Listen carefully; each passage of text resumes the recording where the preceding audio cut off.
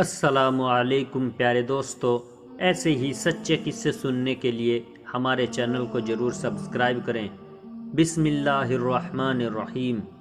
حضرت خضر علیہ السلام اور ایک بزرگ۔ ایک مرتبہ حضرت خضر علیہ السلام کہیں جا رہے تھے اور وہ بوڑھے ہو چکے تھے۔ ان کے پاس کسی قسم کا ساز و سامان یا رقم نہیں تھی، بلکہ خالی ہاتھ تھے۔ راستے میں انہیں ایک فقیر ملا۔ اس نے حضرت سے کہا، مجھے خدا کے نام پر کچھ دے دو۔ حضرت خضر علیہ السلام نے جواب دیا کہ میرے پاس تو کچھ بھی نہیں ہے۔ اس فقیر نے دوبارہ کہا، مجھے اللہ کے نام پر کچھ دے دو۔ حضرت خضر علیہ السلام نے جواب دیا کہ بھائی، میں اسی خدا کا نام لے کر تم سے کہتا ہوں کہ میرے پاس کچھ نہیں ہے، میرے سامنے اتنا عظیم نام نہ لو۔ اس فقیر نے تیسری مرتبہ کہا کہ مجھے اللہ کے نام پر کچھ دے دو، تو حضرت خضر علیہ السلام نے جواب دیا کہ تو نے اتنی بڑی ہستی کا نام لیا ہے مگر میرے پاس کچھ بھی نہیں ہے۔ تو ایسا کر، میرے گلے میں رسی ڈال اور مجھے بازار میں لے جا کر فروخت کر دے، اور میری قیمت اللہ کے نام پر لے لے، کیونکہ اللہ کا نام سننے کے بعد تجھے خالی ہاتھ واپس نہیں لوٹا سکتا۔ اس فقیر کو کیا پتا تھا کہ یہ اللہ کا برگزیدہ نبی ہے، یہ حضرت خضر علیہ السلام ہیں۔ بہرحال اس نے کچھ پوچھے بغیر ان کے گلے میں رسی ڈال دی اور باندھ کر منڈی لے گیا۔ وہاں جا کر یہ اعلان کرنے لگا کہ اس بوڑھے کو خرید کر کون اپنا غلام بنائے گا۔ منڈی کے خریداروں میں ایک بوڑھا بندہ بھی تھا۔ اس نے سوچا، یہ بوڑھا کام کرنے کے قابل نہیں، اگر کسی اور نے اسے خریدا تو اس سے خوب کام لینے کی کوشش میں اس پر ظلم کرے گا، لہٰذا اسے میں ہی خرید لیتا ہوں۔ چنانچہ وہ بندہ آگے بڑھا اور اس نے حضرت خضر علیہ السلام کو خرید لیا اور اپنے گھر لے آیا۔ انہوں نے آقا سے پوچھا کہ جناب کوئی کام بتائیے کہ میں اسے کر دوں۔ اس نے کہا کہ آرام کرو، کوئی کام نہیں ہے۔ بہت اصرار پر اس نے کہا کہ اس کونے میں جو پتھر پڑے ہیں انہیں اٹھا کر حویلی کے دوسرے کونے میں ڈال دو۔ آقا نے سمجھا کہ غلام تو بوڑھا ہے، ایک دو پتھر اٹھانے کے بعد تھک جائے گا، آرام کرے گا، اور یوں کئی دن اس کو اسی کام میں لگ جائیں گے۔ لیکن ہوا کیا اور کیسے ہوا اللہ ہی جانتا ہے۔ کچھ دیر بعد جب آقا واپس آیا تو سامنے پتھر حویلی کے دوسرے کونے میں پڑے تھے۔ وہ حیران ہو گیا کہ اس بوڑھے نے کئی دنوں کے کام کو، کئی جوانوں کے کام کو اکیلے چند گھنٹوں میں کر لیا۔ اس نے حیران ہو کر پوچھا کہ تم کیا چیز ہو اور تم کون ہو؟ انہوں نے جواب دیا کہ جناب آپ کا غلام ہوں۔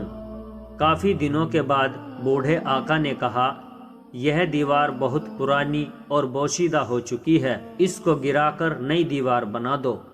یہ کہہ کر وہ بوڑھا ایک کونے میں چھپ کر بیٹھ گیا تاکہ دیکھ سکے کہ یہ بوڑھا کیسے کام کرتا ہے۔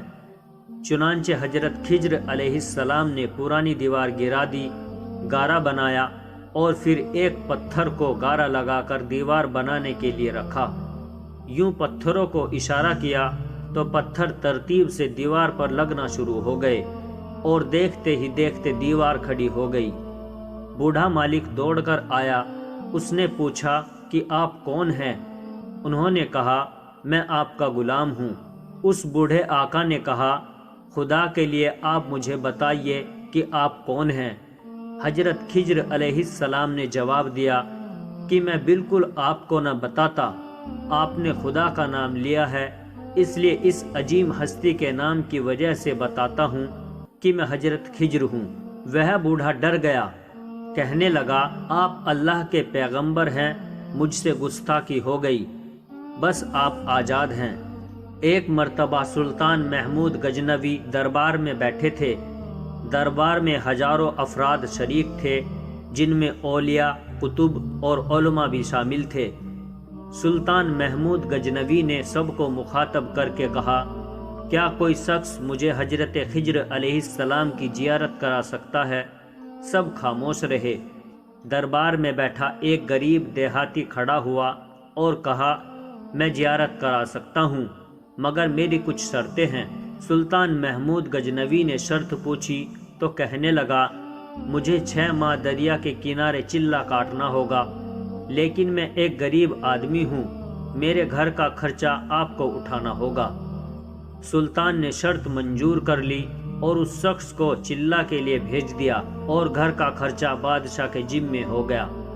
6 ماہ گزرنے کے بعد سلطان محمود غزنوی نے اس شخص کو دربار میں حاضر کیا اور پوچھا تو دیہاتی کہنے لگا، حضور کچھ وظائف الٹے ہو گئے ہیں، لہٰذا 6 ماہ اور لگیں گے۔ اور 6 ماہ اور گزرنے کے بعد سلطان محمود غزنوی نے پھر دربار لگایا اور دربار میں ہزاروں افراد شریک تھے۔ اس شخص کو دربار میں حاضر کیا گیا اور بادشاہ نے پوچھا، میرے کام کا کیا ہوا؟ یہ بات سن کر دیہاتی کہنے لگا، بادشاہ سلامت، کہاں میں گنہگار اور کہاں خضر علیہ السلام، میں نے آپ سے جھوٹ بولا، میرے گھر کا خرچہ پورا نہیں ہو پا رہا تھا، بچے بھوک سے مر رہے تھے، اس لیے ایسا کرنے پر مجبور ہوا۔ سلطان محمود غزنوی نے اپنے ایک وزیر کو کھڑا کیا اور پوچھا، اس شخص کی کیا سزا ہے؟ کہا، اس شخص نے بادشاہ کے ساتھ جھوٹ بولا ہے، لہٰذا اس کا گلا کاٹ دیا جائے۔ دربار میں ایک نورانی چہرے والے بزرگ تشریف فرما تھے، کہنے لگے، بادشاہ سلامت، اس وزیر نے بالکل ٹھیک کہا۔ بادشاہ نے دوسرے وزیر سے پوچھا، آپ بتاؤ۔ اس نے کہا، اس شخص نے بادشاہ کے ساتھ دھوکہ کیا ہے، اس کا گلا کاٹا جائے، بلکہ اسے کتوں کے آگے ڈالا جائے تاکہ یہ ذلیل ہو کر مرے۔ دربار میں بیٹھے اسی نورانی چہرے والے بزرگ نے کہا، بادشاہ سلامت، یہ وزیر بالکل ٹھیک کہہ رہا ہے۔ سلطان محمود غزنوی نے اپنے پیارے غلام ایاز محمود سے پوچھا، آپ کیا کہتے ہو؟ ایاز نے کہا، بادشاہ سلامت، آپ کی بادشاہی سے 1 سال ایک غریب آدمی کے بچے پلتے رہے، آپ کے خزانے میں کوئی کمی نہیں آئی، اور نہ ہی اس کے جھوٹ سے آپ کی شان میں کوئی فرق پڑا۔ اگر میری بات مانے تو اسے معاف کر دیں، اگر اسے ختم کر دیا تو اس کے بچے بھوک سے مر جائیں گے۔ ایاز کی بات سن کر محفل میں بیٹھا وہی نورانی چہرے والا بزرگ کہنے لگا، ایاز بالکل ٹھیک کہہ رہا ہے۔ سلطان محمود غزنوی نے اس بابا کو بلایا اور پوچھا، آپ نے ہر وزیر کے فیصلے کو درست کہا، اس کی وجہ مجھے سمجھائیے۔ بابا جی کہنے لگے، بادشاہ سلامت، پہلے نمبر پر جس وزیر نے کہا کہ اس کا گلا کاٹا جائے وہ قوم کا قصائی ہے، اور قصائی کا کام ہے کاٹنا، اس نے اپنا خاندانی رنگ دکھایا ہے، غلطی اس کی نہیں آپ کی ہے کہ آپ نے ایک قصائی کو وزیر بنا لیا۔